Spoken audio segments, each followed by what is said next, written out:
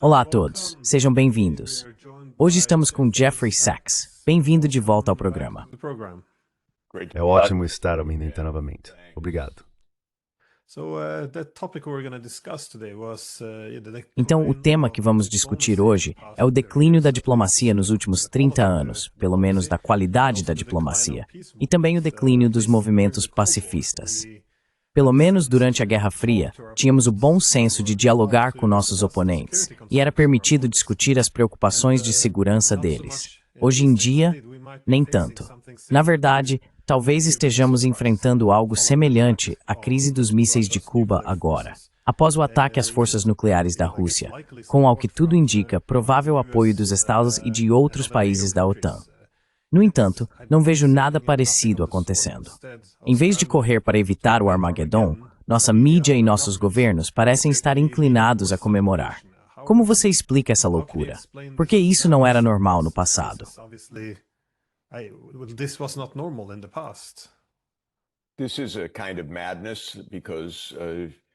Isso é uma espécie de loucura, porque todos nós estamos em perigo devido aos acontecimentos dos últimos dias. O ataque ucraniano, mas quase certamente de uma agência de inteligência ocidental, a bombardeiros estratégicos no interior da Rússia, é uma provocação de proporções extraordinárias por muitos motivos. E, no entanto, como você disse, está sendo discutido como se fosse uma vitória em um videogame, apenas mais uma jogada inteligente, em vez de uma profunda desestabilização, mais uma profunda desestabilização da estrutura de armas nucleares.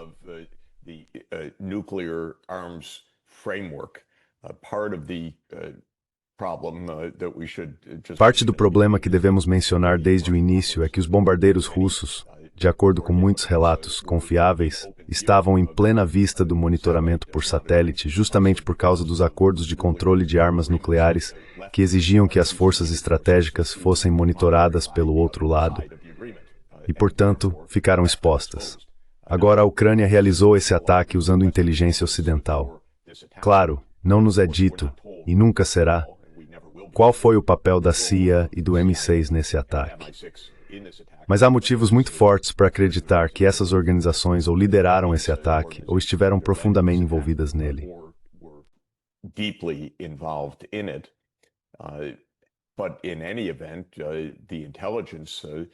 Mas, de qualquer forma, a inteligência dos Estados Unidos foi usada para esse ataque.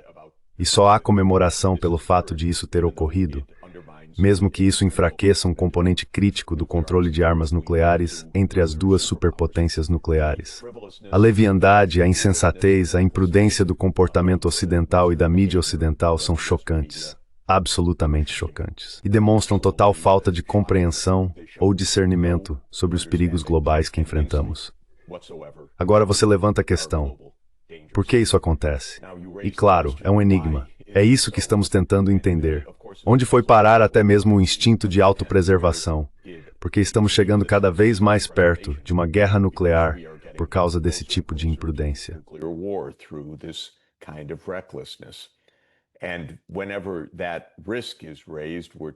E sempre que esse risco é levantado, nos dizem: não se preocupe com isso. É blefe.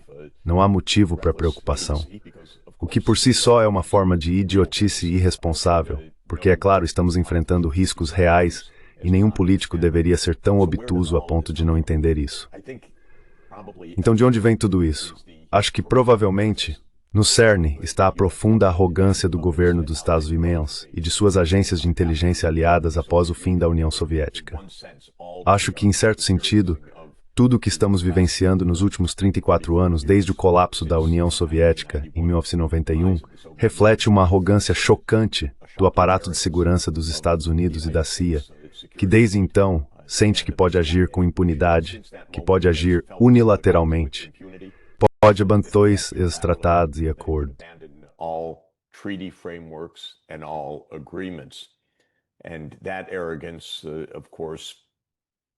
E essa arrogância, é claro, surgiu com a ideia dos Estados Unidos de que agora eram o hegemon global incontestável e que podiam fazer o que quisessem, seja lançando guerras, derrubando estados, promovendo golpes e assassinatos, ou abandonando o arcabouço de controle de armas nucleares. O ataque desta semana foi uma espécie de abandono desse arcabouço, mas houve muitos outros desde o fim da União Soviética. Os Estados Unidos basicamente abandonaram um compromisso de tratado após o outro, começando em 2002 com o abandono unilateral do Tratado de Mísseis Antibalísticos pelos Estados Unidos, e incluindo em 2019 o abandono do Tratado de Forças Nucleares de Alcance Intermediário.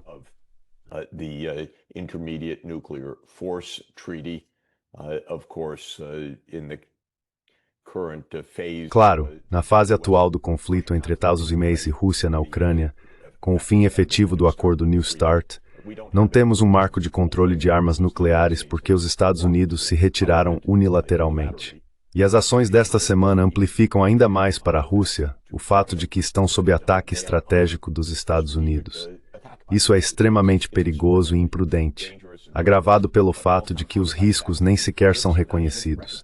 Eles nem sequer são admitidos, nem sequer são mencionados. Nossa grande mídia é tão obtusa e ignorante ou tão deliberadamente submissa à CIA, no menor nos as implicações sobre armamentos. Any implications of what's happened this week. It doesn't happen in a vacuum either. Isso também não acontece no vácuo. Quero dizer, o rumo geral do mundo agora. Não só estamos apoiando e ajudando, pelo menos muitos dos países europeus e os Estados Unidos, um genocídio em Gaza, mas também essas ameaças de guerra com o Irã, que por si só poderia ser uma guerra mundial, e conversas sobre guerra com a China, que também poderia acabar com o mundo. E agora, atacar as forças nucleares da Rússia, algo que teria sido um cenário de pesadelo durante a Guerra Fria. Isso é Sr. Cromet simplesmente ignorado.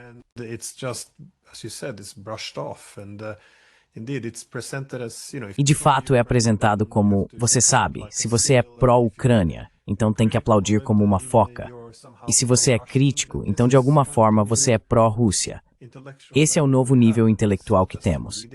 E não é só a mídia, são os políticos também. Eles parecem fanáticos. Eu não entendo. De novo, onde está a oposição? Por que não existem movimentos pela paz?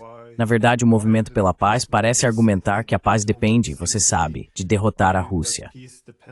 Eu realmente não consigo entender isso. Eu não sei. Como que nos tornamos os fanáticos aqui?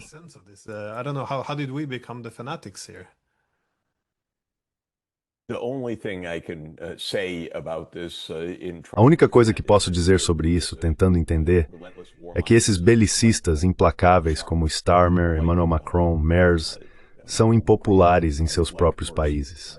Então, podemos dizer que parte dessa abordagem é mantida pelo colapso progressivo do ethos da democracia, no sentido de que o que está acontecendo não reflete, em grande parte, a opinião pública. E isso apesar do fato de que o público está sendo inundado com propaganda a favor dessa guerra contínua. Não é verdade que o público em geral na Europa ou nos Estados Unidos queira essa guerra.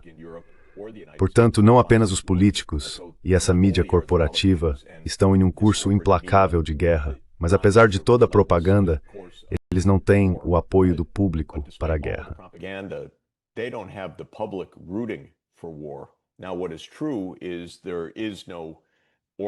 Agora, o que é verdade é que não existe uma oposição organizada a isso que tenha qualquer efeito significativo. Os políticos às vezes têm índices de aprovação na casa dos 10% ou 20%, mas ainda assim conseguem exercer suas funções. Seus governos não caem. Políticos de oposição raramente assumem o poder, em parte porque aqueles que poderiam fazer oposição são impedidos de chegar ao poder, seja sendo desqualificados em eleições reais, como aconteceu na Romênia, e talvez esteja acontecendo na França agora, ou por uma coalizão dos partidos historicamente governantes, que se unem para tentar formar coalizões muito frágeis para bloquear as vozes que se opõem à guerra.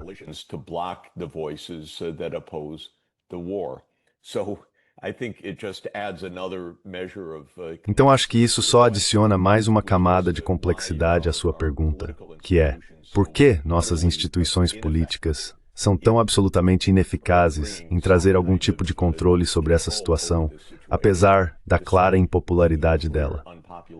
Agora é verdade que as pessoas em geral não estão indo às ruas. Isso levanta outras questões, embora essa não seja uma forma muito eficaz de controle sobre a política externa.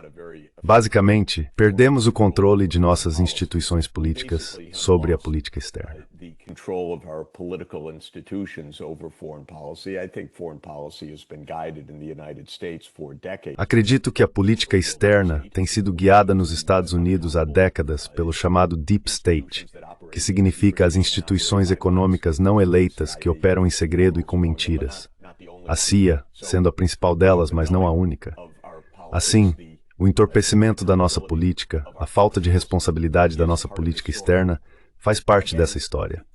Novamente, isso nasce da arrogância que tomou conta da política externa americana e, aparentemente, para minha surpresa também dos estados vassalos dos Estados Unidos na Europa, em uma extensão incrível após 1991. Mas há um tipo de efeito entorpecedor, um cinismo profundo e ceticismo em todo o Ocidente sobre se nossas instituições realmente funcionam. Nossos governos são impopulares e com razão, mas isso não leva a autorreflexão ou autocorreção até agora. Self-reflection or self-correction to this point. Trump is a puzzling and Trump é uma figura intrigante e eu poderia dizer interessante nesse contexto. Claro, ele é tão instável em seu comportamento, em sua postura, em suas mensagens, que não conseguimos entender Trump. Mas há indícios de que ele gostaria que a guerra na Ucrânia acabasse, embora pareça incompetente ou incapaz de fazer isso. Talvez simplesmente não esteja no controle. Quando você observa um evento que acabou de acontecer, em que a Ucrânia tomou uma atitude profundamente perigosa e desestabilizadora, não há uma palavra da Casa Branca, nenhuma expressão de preocupação. Fica a questão interna. Quem sabia o que e quando? Novamente, acho que é a opinião esmagadora dos especialistas, que, claro, essa foi uma operação planejada e executada pela CIA, não realizada ao longo de 18 meses, de forma furtiva, por um país 100% dependente da inteligência dos Estados Unidos. 100% dependent on U.S. intelligence. There are reports that the U.S. Secretary of Defense watched all of Há relatos de que o secretário de Defesa dos Estados Unidos assistiu a tudo isso em tempo real. Se isso é verdade ou não, novamente, não sabemos e não vamos saber porque o governo mente e não haverá nenhuma prova definitiva disso. Tudo isso iria contra a narrativa pública de que Trump estaria tentando trazer as partes para a mesa de negociações. E então, quando um evento como esse ocorre, não temos explicação, nenhum comentário, nem sequer um ponto de interrogação levantado por esses tolos do New York Times, do Wall Street Journal ou do Washington Post, como se isso sequer fosse uma pergunta a ser feita. Então, Trump tem um papel na política externa? Não está claro, mas isso só aumenta o mistério. This just adds to the mystery. Well, yeah, it seems, well, I guess evident. Bem, sim, parece bem, acho que é evidente que os serviços de inteligência americanos e provavelmente britânicos devem ter participado ou pelo menos no mínimo sabiam disso e deram sua aprovação. Mas há alguma chance de que Trump não soubesse? Porque sabe, ou ele é cúmplice, ou isso é, acho, uma demonstração espetacular de incompetência. Ele continua dizendo que essa não é a guerra dele, mas como você disse, com seu silêncio, sem comentários, isso também está se tornando agora. Esse agora é o ataque de Trump às forças nucleares da Rússia. Você acha que há alguma chance de eles não saberem disso? Porque estou tentando entender se eles são loucos ou desorganizados. É muito difícil entender o que está acontecendo.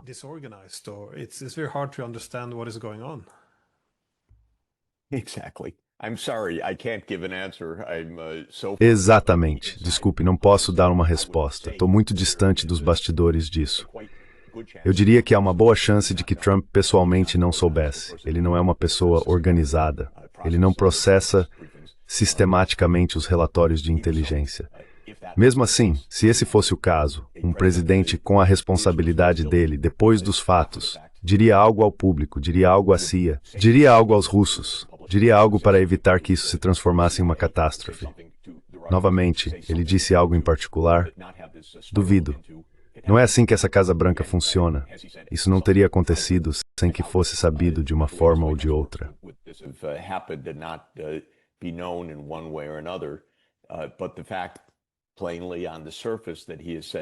Mas o fato, claramente evidente, de que ele não disse nada em público, também é profundamente insidioso em suas implicações para tentar alcançar algum tipo de fim negociado para esta guerra. Sinceramente, como a Rússia pode negociar a paz se operações de inteligência complexas que atacam o núcleo absoluto de sua segurança nacional são realizadas dessa maneira justamente no momento em que os Estados Unidos pressionam por negociações de paz? A resposta é: não pode. A Rússia, é claro, não pode ter nenhuma confiança no regime da Ucrânia. Isso nem precisa ser dito. Mas a Rússia também não pode confiar no governo dos Estados Unidos em circunstâncias como essas. Isso torna extraordinariamente difícil enxergar qualquer perspectiva além da continuação da guerra.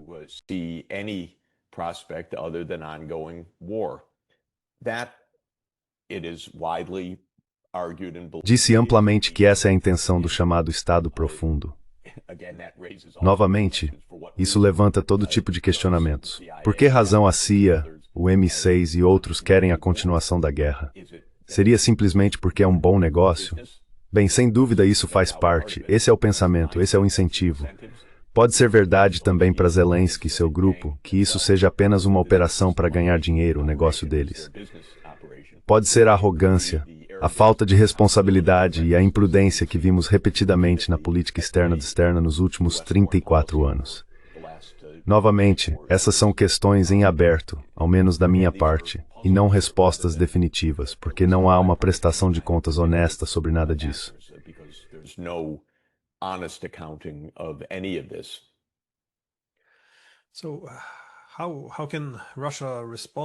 Então, como a Rússia pode responder a isso? Ou você tem alguma previsão informada? Porque conversei esta manhã com o ex-embaixador indiano, Badr Kumar, que normalmente é muito comedido e pede pela desescalada, mas agora ele considerou que seria irresponsável não responder. Então ele estava basicamente argumentando que a Rússia deveria agora lançar seus mísseis Oriol e novamente liberar sua fúria sobre seus oponentes. Não apenas a Ucrânia, mas também os países ocidentais que atacaram suas forças nucleares.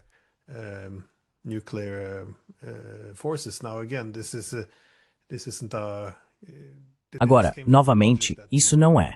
Isso vem da lógica de que não se pode ter estabilidade internacional baseada na dissuasão nuclear se aceitarmos que esse é o novo normal. Que a partir de agora podemos atacar as forças nucleares da Rússia, destruir seus bombardeiros nucleares e de alguma forma a Rússia não fará nada. Novamente, é um cenário de pesadelo, para ser honesto, se isso acontecer. Mas como a Rússia pode responder agora? Porque se não houver resposta, isso pode ser visto como ainda mais irresponsável do que uma resposta real. Então, como se mantém a dissuasão nuclear se não houver, eu diria, um ataque retaliatório? Retaliatory strike.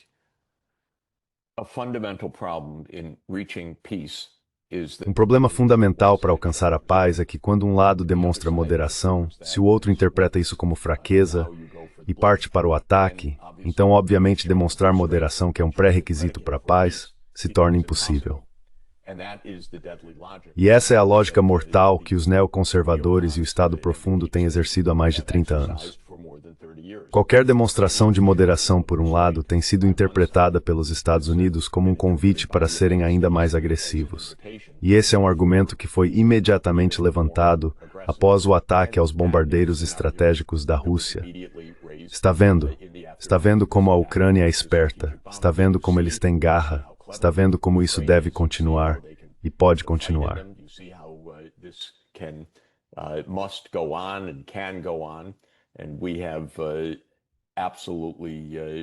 E temos absolutamente tolos terríveis, como o senador Lindsey Graham, que é um dos principais idiotas da política americana, que ri satisfeito sobre tais eventos.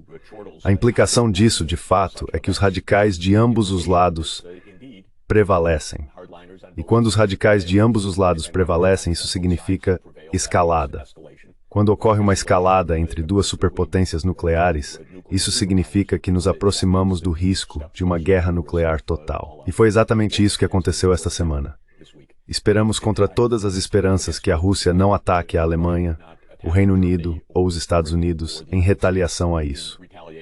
A Rússia interpreta isso como um ataque direto dos Estados Unidos e do Reino Unido, porque eles assumem com grande plausibilidade e sem negação, ou sem uma negação convincente, que o Ocidente estava profundamente envolvido nisso, ou deveria estar, porque esse regime é criação deles. this regime is their creation. So Russia's view is yes, there is. Então a visão da Rússia é que sim, existe essa responsabilidade do Ocidente. Se um ataque direto desse tipo ocorresse, enfrentaríamos fácil e, obviamente, uma escalada para a guerra nuclear. O que eu acho mais provável e plausível é que a Rússia interprete isso basicamente como a necessidade de derrotar militarmente a Ucrânia. E foi isso que o ex-presidente Medvedev disse imediatamente após esse ataque. Que está claro, isso significa que o regime ucraniano precisa acabar. E acredito que essa é a leitura plausível de tudo isso. Portanto, acredito que isso significa uma escalada da guerra na Ucrânia. E certamente derruba a própria base de qualquer tipo de paz que supostamente era o objetivo do presidente Trump. Ostensibly was President Trump's aim.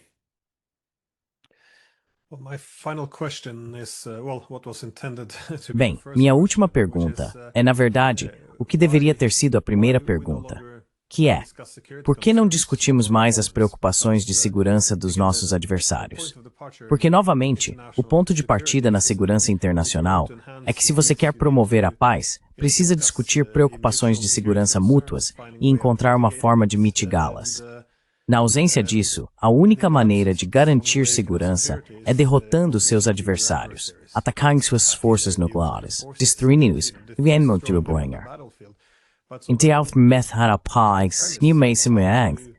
To create peace isn't really there, though. The diplomacy isn't there. If you cannot actually. A diplomacia não existe. Se você não consegue realmente reconhecer que seu oponente tem preocupações legítimas de segurança, e isso não se aplica só à Rússia. Vemos isso com o Irã, vemos isso com a China, ou com as preocupações de segurança de qualquer outro, é sempre uma visão quase caricata de simplesmente enxergar os oponentes como tendo más intenções. Novamente, nem sempre foi assim. Você poderia explicar como chegamos a esse cenário, em que simplesmente andamos por aí, ignorantes, incapazes de discutir as preocupações de segurança dos nossos oponentes?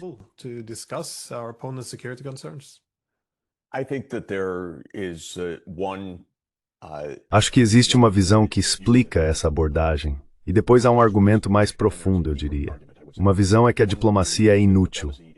Essa é uma opinião amplamente difundida, de que não se pode ter diplomacia, o outro lado é mau e trapaceia. Então a diplomacia é apenas um exercício de ingenuidade. Isso tem um eco generalizado em todas as narrativas e discursos públicos no Ocidente. Essencialmente, repete-se sem parar. Munique, 1938. Por que ter diplomacia? O outro lado vai trapacear. Não apazigue, não seja idiota, não seja ingênuo, não seja feito de bobo. Diplomacia é inútil. Então essa é uma visão a de que diplomatas são um ruído de fundo ingênuo. A verdadeira questão é o poder. Aqueles que têm essa visão acham que o conflito é inevitável e que esse é o verdadeiro estado das coisas.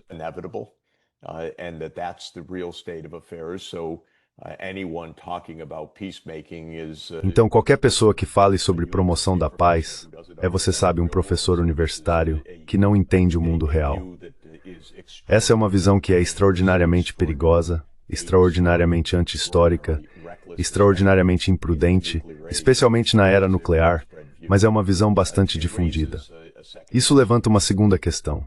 De onde realmente veio essa visão? E eu acho que talvez haja duas partes para a resposta. Uma é intelectual. Eu culpo muito a teoria dos jogos por isso, na verdade num nível intelectual, porque a teoria dos jogos, da forma como é praticada, de uma maneira muito ingênua, é que você não conversa com seu oponente, você calcula com base nos movimentos dele. E, portanto, não há necessidade de diplomacia na teoria dos jogos.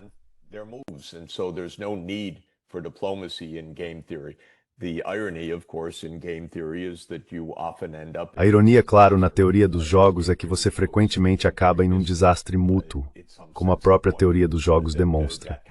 Então, de certa forma, a teoria dos jogos perde o ponto de que esse tipo de comportamento é mutuamente imprudente. Mas eu acho que, fundamentalmente, eu voltaria a uma visão diferente. A maioria dos países do mundo ainda tenta se engajar na diplomacia. A diplomacia não desapareceu. Houve diplomacia entre Irã e Arábia Saudita, que foi uma reaproximação muito importante. Há diplomacia acontecendo em muitas partes do mundo. É no Ocidente, e principalmente na Aliança dos Estados Unidos, onde a diplomacia desapareceu. E eu acredito que isso no CERN não vem da teoria dos jogos ou da percepção do mal do outro lado, mas sim da arrogância do poder. But is from the arrogance of power. I come back to the basic idea that Volto à ideia básica de que os líderes dos Estados Unidos passaram a acreditar, ao longo de muitas décadas, que podiam fazer o que quisessem. E essa visão continua até hoje, de que não há limites para o poder e que, em última análise, os Estados Unidos prevalecerão e, portanto, devem fazer qualquer coisa: derrubar governos, matar opositores, apoiar genocídios, fornecer inteligência para destruir bombardeiros estratégicos do adversário, e assim por diante. Porque os Estados Unidos são e continuam sendo o poder incontestável do mundo. Claro que para mim isso é insanidade. Não uma descrição precisa do estado do poder numa era nuclear, quando os Estados Unidos estão vulneráveis à destruição justamente pelos tipos de ações que tomam, ou seja, provocações contra outras potências nucleares. Provocations against other nuclear powers. But I believe that it is that mindset at the core. Mas acredito que é essa mentalidade no CERN que levou à destruição da diplomacia nos últimos 30 anos. Eu diria que há um precedente para isso. Na minha opinião, a Grã-Bretanha agiu com mentiras repetidas, quase incessantes, e cinismo durante seu apogeu como hegemonia mundial. A Grã-Bretanha nunca respeitou tratados, sempre os quebrou em momentos convenientes, e sempre enxergou o poder como a questão fundamental. Essa visão vinha da superioridade de poder da Grã-Bretanha, não da lógica do conflito ou da lógica da paz. Então acho que o que estamos vendo é uma espécie de tradição anglo-saxã de 2 séculos que ainda não foi controlada pela realidade do nosso tempo. A realidade é um mundo multipolar, mas a mentalidade ainda é de um mundo unipolar.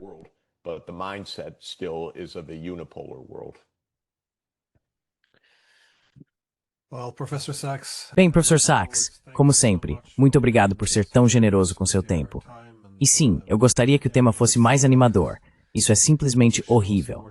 Mas de qualquer forma, obrigado novamente. Bem, continuaremos as discussões. Sou grato por tê-las com você. Muito obrigado e até breve. See you soon.